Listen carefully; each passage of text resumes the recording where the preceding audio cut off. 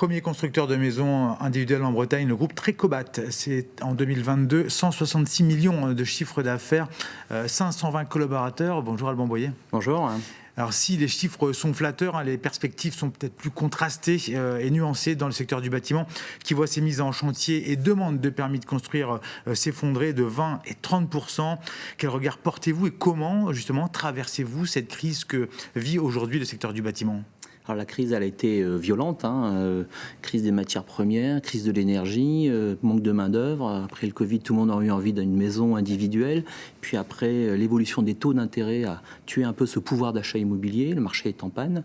On parle même maintenant de moins 45% par rapport au marché. Nous, on est globalement à moins 15% parce qu'on a diversifié notre offre. On fait des maisons seniors avec Ticocon dans les centres-bourgs. On a noué des accords également avec les bailleurs sociaux pour leur produire du logement. On travaille également pour d'autres institutionnels comme le Conseil général. On fait le village des fratries à Plouz-et-Védé, par exemple. Ce sont des choses qu'on est allé chercher en complément d'activité. C'est aussi une façon d'accompagner les évolutions de la société parce qu'ils sont là, inévitables, et on doit se remettre en cause. Il faut se déployer, se diversifier pour réussir à traverser justement ces moments-là, ne pas être uniquement sur un monoproduit, on va dire. Oui, bien sûr. En fait, le métier du groupe aujourd'hui, c'est de répondre à 3 transitions. La transition sociétale, la transition environnementale et la transition énergétique. C'est sur ces 3 piliers qu'on travaille au sein du groupe pour faire en sorte qu'on s'organise pour répondre à cette exigence et à ces évolutions qui sont parfois des contraintes réglementaires auxquelles on doit s'adapter. Alors justement, on voyait le groupe Trecobat, on va dire, vit une transition écologique, énergétique et sociétale. Vous venez de le dire. L'environnement est une préoccupation pour les Bretons. On le voyait dans le reportage précédent. Est-ce aujourd'hui justement un frein ou un levier justement aussi pour un constructeur comme vous? Il faut s'adapter justement en prenant en compte aujourd'hui toutes ces contraintes-là. Il faut les prendre en compte. On a toujours fait de ces contraintes, on a toujours anticipé les réglementations pour en faire plutôt une opportunité. C'est comme ça toujours que le groupe a fonctionné. On voit bien que dans le monde du bâtiment, on a une obligation de se décarboner. On a une feuille de route qui est tracée jusqu'à 2031. Le groupe s'est déjà équipé, s'est déjà organisé pour produire des maisons aujourd'hui qui sont prêtes pour 2031 avec notre offre Trecobat Green, par exemple. Alors, la transition énergétique fait partie évidemment de l'ADN du groupe. Aujourd'hui, vous faites un peu feu de tout bois en termes d'économie, de production d'énergie avec Trecobat Green dont vous parliez. L'objectif est bel et bien d'atteindre la construction des maisons bas carbone à l'horizon 2031. Enfin, c'est la réglementation, les curseurs sont fixés déjà. Mais vous, on est déjà prêt pour 2031 en fait. Alors, parmi justement les outils utilisés, les dispositifs, l'hydrogène vert, une technologie sur laquelle vous misez. Pourquoi et comment est-ce que vous avez décidé, vous, aujourd'hui, d'inclure ces dispositifs de production d'énergie dans vos constructions? Alors, c'est une expérimentation, déjà, c'est pas une version commerciale. On est dans une sorte de laboratoire, mais pour la première fois, on est tombé face à une entreprise qui a bien compris notre équation.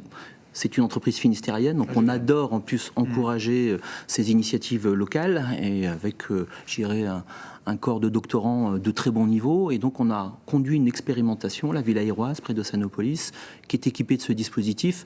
Notre ambition, notre objectif, c'est à un horizon de 5-6 ans, d'essayer de rendre autonome une maison, mais pas que la maison, la mobilité qui va avec, c'est-à-dire les véhicules qui y sont associés. Avec déjà des objectifs en couverture, je dirais, de besoins affichés? Notre ambition, c'est de couvrir 90% de l'autonomie. Vous venez de signer, toujours dans cette même veine, évidemment, un partenariat avec Hoffmann Green, cimentier vendéen. L'objectif, là, est bel et bien aussi de baisser l'empreinte carbone. Les maisons bas carbone, ça passe aussi par des constructions qui sont plus saines. Quel est le principe de ce nouveau type de ciment, justement? C'est un ciment sans clinker. Alors, c'est quoi, justement, le clinker, c'est un composant qui permet de faire en sorte qu'on fabrique du ciment. Là, il se trouve que chez Hoffmann, il y a un chimiste, David Hoffmann, qui a mis au point pas mal de choses. Ils ont pas mal de brevets à disposition. C'est pas un ciment qui est capable d'être mis en œuvre dans tous les usages, mais en tout cas pour l'usage que l'on en fait, qui correspond bien à notre demande. Très clairement, en fait, c'est un béton décarboné. Le fait qu'il n'y ait pas de clinker, on n'a pas besoin de le chauffer. Une cimenterie, ça consomme beaucoup d'énergie. Et là, c'est pas le cas. Et donc, ça veut dire que pour notre offre Trecobat Green, toutes les dalles de maison bois vont être faites avec ce ciment bas carbone. Mais vous continuez à travailler toujours aussi avec des acteurs locaux aujourd'hui, comme Keguiner, le groupe Keguiner notamment. Le Hoffmann met au point la formulation. Des gens comme Keguiner vont s'assurer de leur distribution. Keguiner ou d'autres d'ailleurs, puisque les discussions sont en cours. Autre innovation, vous proposez depuis peu via votre filiale Nestor Watt, une solution pour traquer les énergies et produire de l'énergie grâce à l'installation de panneaux photovoltaïques sur les maisons à toit plat, construites ou pas par Trecobat. Pourquoi prendre cette direction-là ? En fait, suite à la crise de l'énergie, on a beaucoup de nos clients qui nous ont appelés, qui étaient un peu démunis par rapport à cette installation, qui attendaient aussi du conseil. On est plutôt, je dirais, un tiers de confiance. Ils nous connaissent, on a construit leur maison. Et donc, ils revenaient vers nous pour nous poser des questions. Au-delà de ça, la mise en œuvre sur des toits plats est un processus un peu plus particulier que sur une toiture habituelle, notamment en termes assurantiels et de qualification. Et nous avons conduit toute cette démarche. Nous sommes assurés et qualifiés aujourd'hui pour conduire tout ça. Et donc, c'est un service qu'on propose à nos clients, mais pas qu'à nos clients, puisque effectivement, comme la contrainte c'est le toit plat et qu'il y a peu d'opérateurs, eh bien on a proposé ça à tous les gens qui ont une maison au toit plat. Et il y en a pas mal dans le paysage. Est-ce que déjà vous avez été sollicité par des clients depuis que vous avez lancé cette offre? Est-ce que finalement bien c'est sûr, un mois, un peu plus d'un mois? En fait, souvent ça marche de la même façon. C'est un client qui nous sollicite et dans le quartier, une fois qu'il y en a un qui en a fait, les voisins s'y mettent. Ça fait un effet un petit peu boule de neige.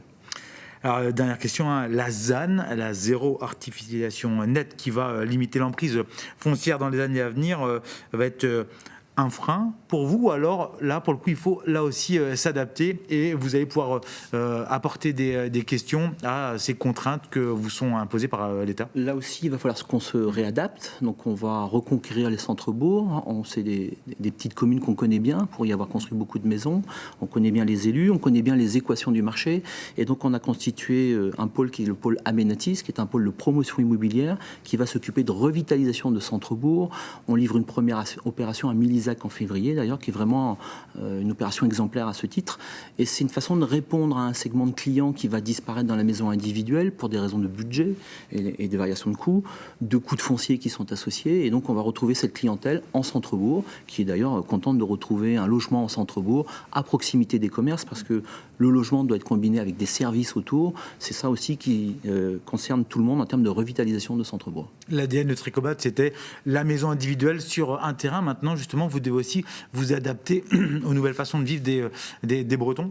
Oui, absolument. En fait, le Breton, par nature, veut sa maison individuelle. Au travers de la ZAN, on va sans doute lui proposer toujours des logements individuels, peut-être sous d'autres formes, un peu plus denses, mais à proximité peut-être de plus de services. Et un mot rapidement aussi sur les usines bois, l'Anilis. Donc ça fait une dizaine d'années que vous avez construit votre usine à l'Anilis. Une autre près de Rennes aussi, il y a l'année dernière. Vous croyez réellement dans le bois aujourd'hui? Oui, en fait, le groupe a un vrai savoir-faire depuis 40 ans. Ça, on ne nous l'enlèvera pas. 2, par rapport aux objectifs de décarbonation dans le monde du bâtiment, notre savoir-faire, on le met à notre service, mais au service d'autres également. Et cette deuxième usine permet de doubler notre capacité de murs au Saturbois. On est passé de 60 000 m² de murs. Avec 2 usines, on monte à 120 000. Une maison moyenne, c'est 150 m² de murs. C'est pour donner un peu la capacité potentielle de cet outil industriel qui est l'un des plus gros français aujourd'hui. Et maintenant, vous vous déployez aussi un peu plus sur l'arc ouest de la Bretagne, enfin de la France, parce qu'on n'est plus uniquement en Bretagne, mais on va bien au-delà. Merci Alban Boyer. On suivra évidemment les évolutions du groupe Trecobat au fil des mois. Merci de nous avoir suivis. Ainsi s'achève ce nouveau numéro d'Eco & Co. À très vite sur vos chaînes locales. Kenavo.